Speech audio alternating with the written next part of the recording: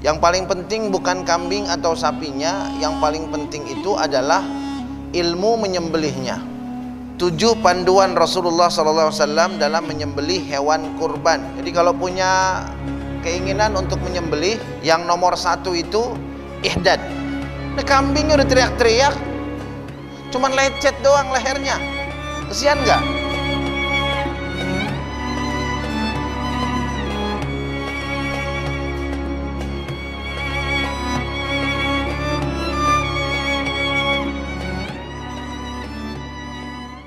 Bismillahirrahmanirrahim. Assalamualaikum warahmatullahi wabarakatuh. Alhamdulillahilladzi bi ni'matihi tatimmus shalihat. Wassalatu wassalamu ala sayyidis sadat sayyidina wa maulana Muhammadin wa ala alihi wa sahbihi ajma'in, amma ba'd. Qala Allah subhanahu wa ta'ala fil Qur'anil Karim, a'udzu billahi minasy syaithanir rajim. Bismillahirrahmanirrahim. Qul hal yastawil ladzina ya'lamun wal ladzina la ya'lamun innama yatadzakkaru ulul albab. Shadaqallahu maulanal azim. Hadirin dan hadirat, wabil khusus para remaja dan pemuda Ahlus Sunnah wal Jamaah yang insyaallah kita senantiasa berpegang teguh kepada apa yang diajarkan oleh Rasulullah sallallahu alaihi wasallam, mengikuti salafun salih di dalam memegang teguh akidah Ahlus Sunnah wal Jamaah sampai akhir hayat kita, sehingga kelak insyaallah kita akan meraih syafaat Nabi besar Muhammad sallallahu alaihi wasallam, dan mudah-mudahan kita masuk ke dalam surganya Allah bersama orang-orang yang saleh. Dan mudah-mudahan kita diberikan keteguhan dari berbagai godaan, dari berbagai gangguan, dari berbagai guncangan yang menggoyahkan akidah kita. InsyaAllah Allah beri kita kekuatan sehingga akidah kita kuat, iman kita kokoh di dalam akidah Ahlus Sunnah wal Jamaah. Amin ya rabbal alamin. Pada kesempatan ta'lim aswaja pada malam hari ini, kita akan membahas tentang panduan menyembelih hewan kurban. Dan panduan menyembelih hewan kurban ini targetnya adalah tahun ini yang belum pernah motong bisa mulai motong. Insyaallah anak-anak mudanya mulai motong, ya. Nanti kita praktekkan bagaimana cara menyembelih hewan kurban, baik itu sapi ataupun kambing. Yang belum pernah motong boleh mencoba terlebih dahulu dari kambing. Kalau yang punya keberanian lebih, boleh langsung sapi. Yang paling penting bukan kambing atau sapinya, yang paling penting itu adalah ilmu menyembelihnya. Karena itu kita akan pelajari, dan ini juga penting buat perempuan. Kenapa penting? Karena sebetulnya yang boleh menyembelih bukan hanya laki-laki, tetapi perempuan juga boleh menyembelih, ya. Idul Adha boleh perempuan sembelih, tapi tentunya di tempat yang lebih tertutup dan aman daripada fitnah. Yang pertama, ada 7 panduan Rasulullah dalam menyembelih hewan kurban. Yang pertama, tajamkan pisau atau golok. Dalam bahasa Arab namanya ihdadus sikin, ihdad namanya. Ihdad artinya menajamkan, ya. Ihdad itu artinya menajamkan. Jadi kalau punya keinginan untuk menyembelih, yang nomor 1 itu ihdad. Tajam enggak nih pisaunya? Tajam enggak nih goloknya? Caranya nanti Buya kasih tahu. Dalam praktek nanti Buya kasih tahu. Ya, secara teori kalau sudah bisa motong kertas dengan halus, itu berarti sudah tajam pisaunya. Atau kalau sudah umpamanya nggak ada kertas, antum pakai kuku. Cuma harus hati-hati, ya. Kukunya antum berdirikan, kemudian goloknya yang ini buka, antum taruh ujung goloknya di kuku. Kalau dia jatuh, truk, tumpul. Mungkin untuk kayu bagus, tapi untuk sembelih jangan. Ya. Tapi kalau ditaruh di kuku, dia tahan, berdiam begini. Nanti kita akan lihat nih golok punya Masjid At-Taqwa ini, ya. Ada dua tadi Buya lihat, yang satu yang biasa, yang satu yang untuk sembelih sapi. Nanti kita lihat bedanya. Kukunya didirikan, taruh di sini. Kalau ini jatuh, berarti tumpul. Tapi kalau dia ditaruh begini, dan megangnya nggak boleh dipegang begini, megangnya cuma satu jari, gini, taruh begini. Kalau dia jatuh, tumpul. Kalau dia tahan, diem, berarti apa? Tajam, gitu. Nah kemudian pakai kertas. Kalau kertas, kalau masih bunyinya kenceng, srek, itu tajam-tajam, cuman kurang tajam. Tapi kalau bunyinya lembut, seret gitu, itu tajam. Ya. Ambil sedotan, gituin pakai golok. Kalau blengkok tuh sedotan, jangan dipakai motong. Tapi kalau diginiin, digituin, putus, berarti boleh pakai motong. Paham tuh? Yang paling bagus kalau bisa motong ini. Motong apa? Motong tisu. Atau motong plastik, kantong plastik. Ya, kantong plastik tuh kan? Bukan kantong kresek, ya, kantong apa namanya itu? Plastik ya, buat gula begitu. Nah itu, pegang, ambil goloknya begini, sayat. Kalau dia nyayat, halus, nggak ada tahanan, itu paling bagus itu goloknya. Ya, belum tentu semua golok yang bisa motong kertas bisa motong plastik atau tisu, gitu. Nah ini merupakan sunnah dari Nabi besar Muhammad sallallahu alaihi wasallam. Berdasarkan hadis Rasulullah sallallahu alaihi wasallam bersabda, ketika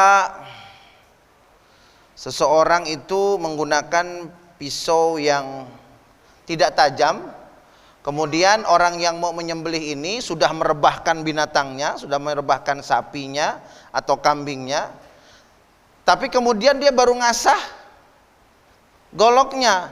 Jadi sapinya udah rebah, kambingnya udah ditidurin, dia baru ngasah golok. Rasulullah langsung tegur dengan keras, aturidu antumitaha mautataini.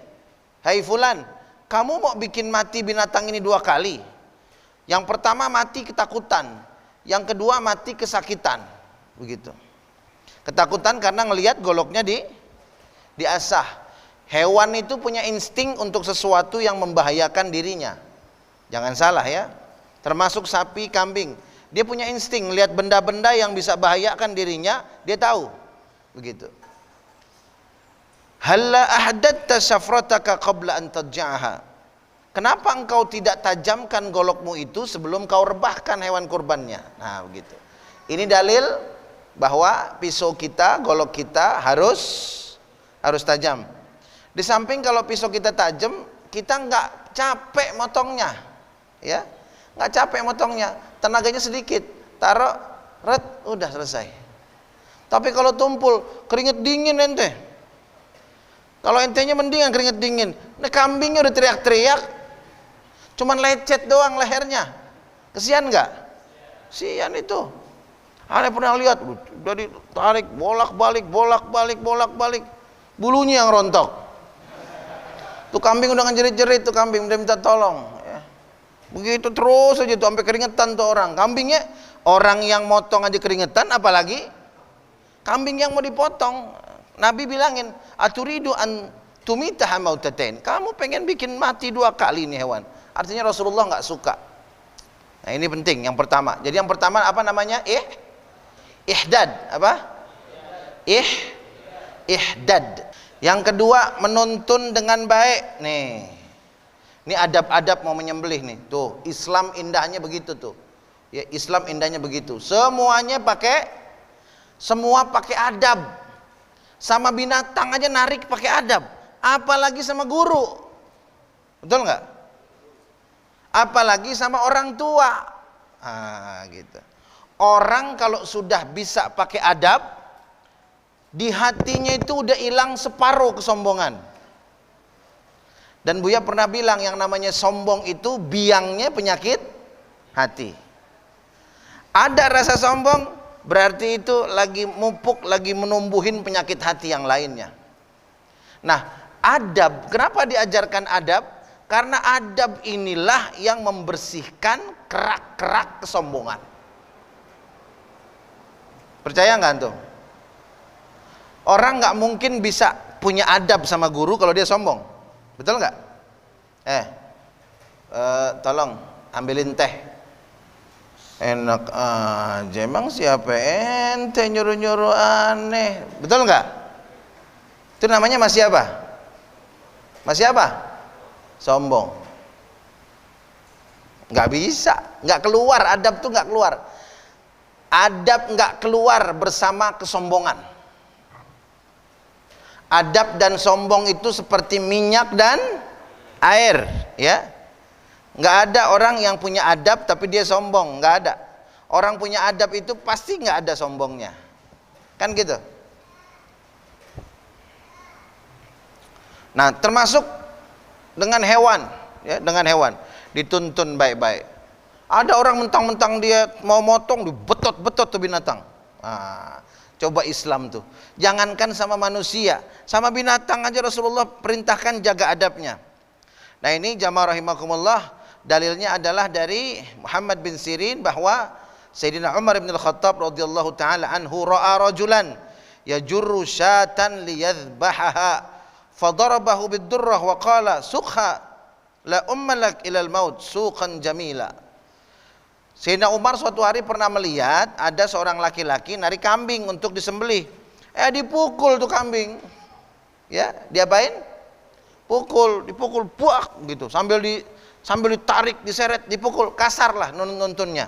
Sayyidina Umar ngelihat, kalau mau nuntun binatang kurban, hewan kurban, tuntun yang baik, begitu. Itu Sayyidina Umar bin Khattab, ya. Nah, itu termasuk merebahkan itu.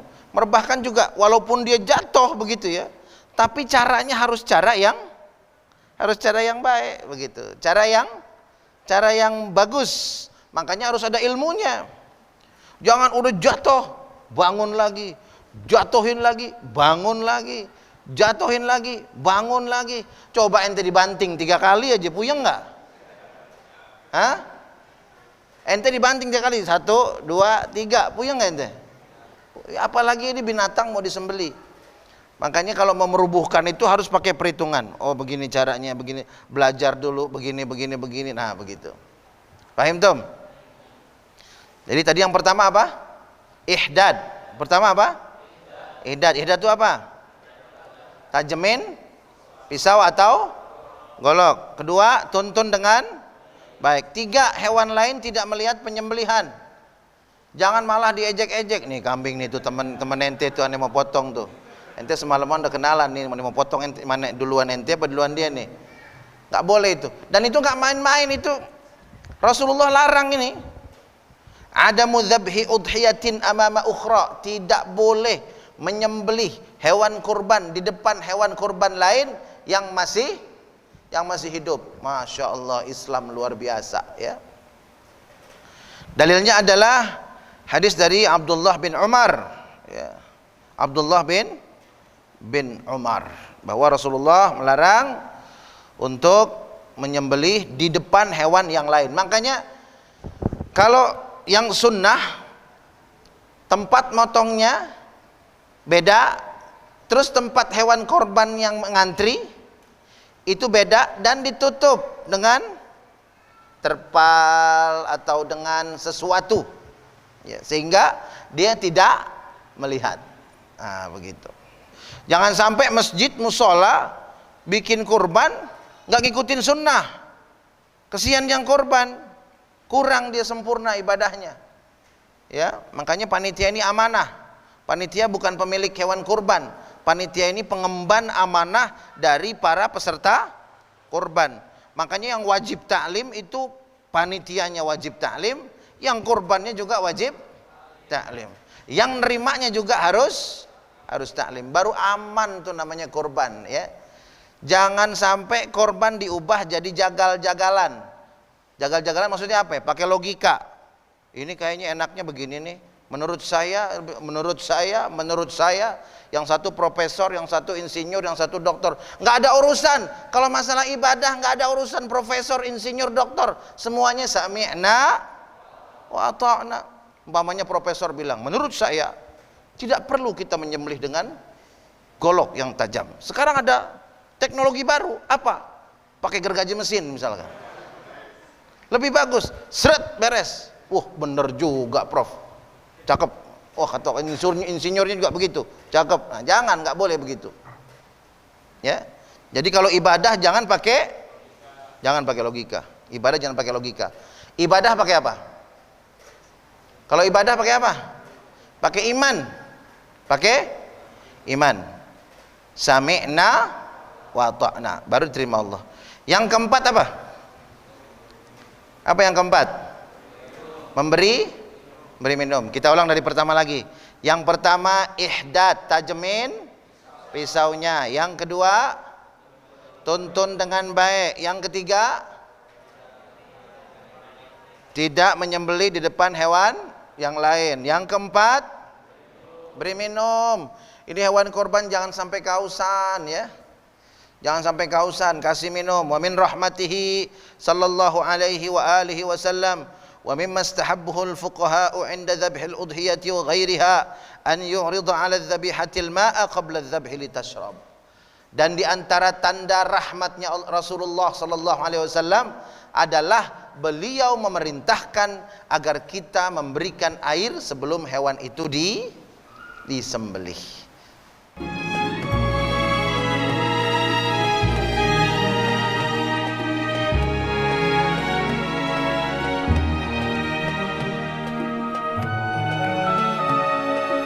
Makanya yang motong hewan kurban itu harus yang faham ilmunya. Kalau yang hebat motong mungkin ustadz kalah sama jagal. Kalau di pemotongan hewan biasa bukan Idul Adha, itu kan dia gabruk masukin seret, belum diem udah langsung dipotong palanya, masih bergerak, dikulitin kan begitu ya. Nggak peduli arah kiblat mana, pokoknya hajar kan begitu. Itu nggak bisa begitu. Harus dibedakan antara jagal dengan kurban. Ingat, kurban itu masalah daging apa masalah ibadah?